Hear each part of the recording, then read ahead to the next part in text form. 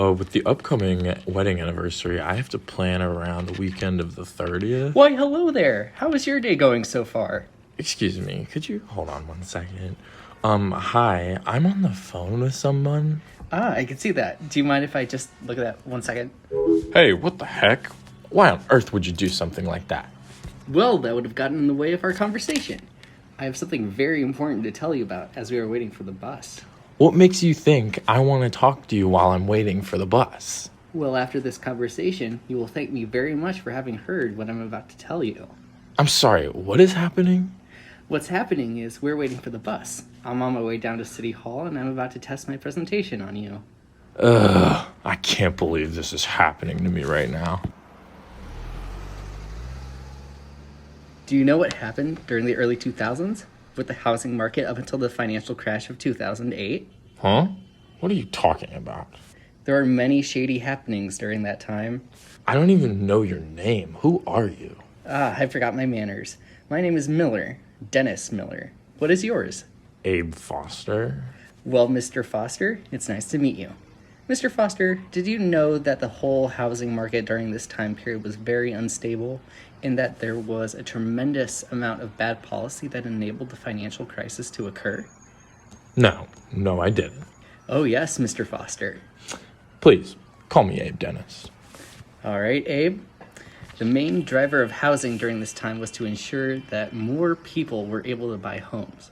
And in doing so, it started a trend towards more risky lending practices. Have you ever heard the term NINA, as in Nina loans? Doesn't ring a bell. These loans were given to people with no income and no asset verification.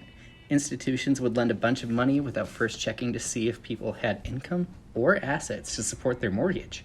This also included if people had poor credit, if they didn't have a stable job, as well as unpaid debts. That just sounds really risky. Oh, it is. Especially when there is an essentially long chain of people involved in these practices. People from Wall Street, bankers, brokers, investors, and home buyers were all involved within this process. The NINA loans are just one small part of this problem.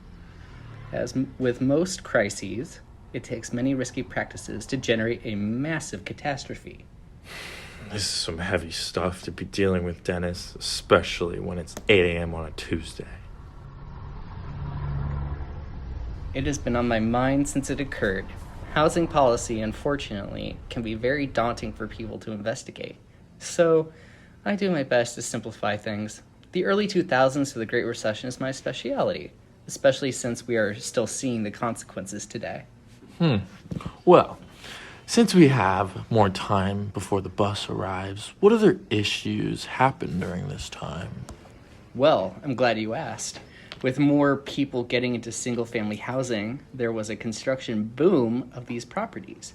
Combine that with rising property values, more and more people from a variety of industries wanted to get in on the investments. As you can well imagine, the risks were beginning to be seen. So any and all risky mortgages were combined with other mortgages to generate mortgage-backed securities. They have thousands of mortgages in it. Everyone believed it to be safe because housing had been a historically safe investment. Dennis, this is all getting very confusing. Now stay with me a moment.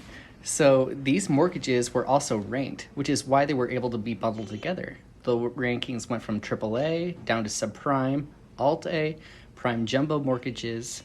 This didn't matter to the investors because housing prices have been going up every year since 1990, which is only increasing the risk because household income was not keeping up with these prices and mortgages. Wow, I never realized how complex and detailed the system was. I just thought that everything went bad because of simple economics and poor decisions made by the new homeowners. There's plenty of blame to go around, and it's important to look at Wall Street, heads of banking institutions, the brokers, the investors, all people I just mentioned previously. Through their efforts, they were working to get this system going to increase their profit margins, even at the risk of the new homeowners.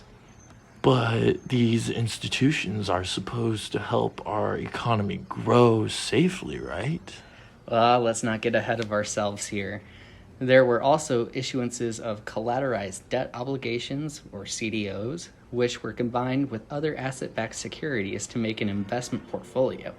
From 1995 to 2007, the collateral of CDOs were mortgage-backed securities, growing to 81% from essentially zero during that period. This worked to further the demand for subprime mortgages and mortgage-backed securities. Instead of spreading the risk out, the exact opposite happened. Okay, so how could this happen if people knew what they were doing? Actually, in a lot of cases, people at one level of the system didn't know people at the other levels and what they were doing. People at the bottom didn't know about the extensive trenching, and people at the top didn't know how unstable the loans were. Seriously? How could a loan be unstable? Isn't it from the bank? Well, technically speaking, no. Over half of subprime loans from 2004 to 2005 originated from independent mortgage companies, meaning they were not affiliated with any bank. These independent companies were not covered by the FDIC or the Federal Reserve or federal regulation. They were regulated. Hold on. So what I'm understanding is that anyone could just get a loan since they weren't regulated that well? Well, not everyone, but the people who were eligible for more legitimate loans didn't get them because banks made more money off of risky loans. After the deal is made, the banks hand off the responsibility of these loans to the investors. The securities would be siphoned off into different levels, different tranches. But it was to the point where every tranche had to be given a certain grade. Even if but the problem was that some of these tranches that were sold off were garbage to begin with. Wait, who are you? Oh, him. That's Professor David Brasington at the University of Cincinnati. He's a bit of an expert in all of this. Thank you, Professor. Wow, that was certainly convenient. Okay, so with all of this going on, how did this specifically affect Cincinnati? Well, to start, the unemployment rate within Ohio near the end of the recession went as high as 11.1%. And with Ohio being mainly a manufacturing state, it was severe, as it lost over 400,000 jobs in total at the end of the financial crisis. It left many people without a steady source of income, causing foreclosures reaching a total of 85,000. While this hit everyone very hard, minorities, teens, and less educated workers had higher unemployment rates, and Cincinnati would often have opportunity fairs at the convention center with the hopes that some would find employment. Okay, so where are there any specific neighborhoods that experienced more negative effects of the recession? Oh, yes. Madisonville, as an example, was hit very hard after the Great Recession as it faced gentrification and racial transformation at this time. There was a massive exodus of the middle-class African-American population during the time period, as Madisonville had the third highest foreclosure rate in Cincinnati in 2008, proving that the Great Recession had negatively affected home ownership and left many dilapidated buildings for years, as well as leaving residents no option to come back. This allowed investors to come in and revitalize the area for the middle class. In 2016, the white median household income in Madisonville was 3.5 times more than the African Americans. Wow, that's insane. I never knew that. So, did any companies during this time try to help people out? Well, yes.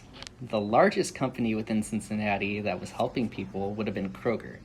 Instead of laying off many people, they hired over 16,000 new employees as they experienced a rise in sales due to how expensive it was to eat out. That's very interesting. So, with all, would there be a chance of another financial crisis happening again? That's a great question. The answer to that would be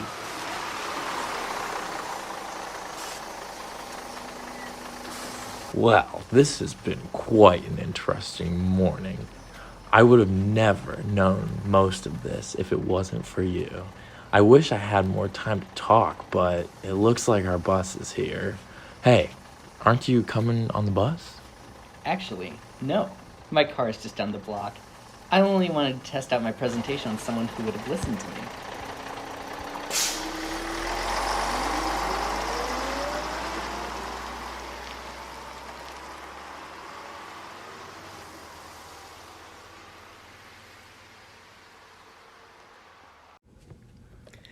Special thank you to our interviewees, Dr. David Brasington, political economics professor at the University of Cincinnati with a background in public finance, urban and regional economics, and real estate finance, and Cincinnati City Councilmember Mark Jeffries in the City of Cincinnati with a background in business and policy, serving as an elected official and voicing support for his community residents.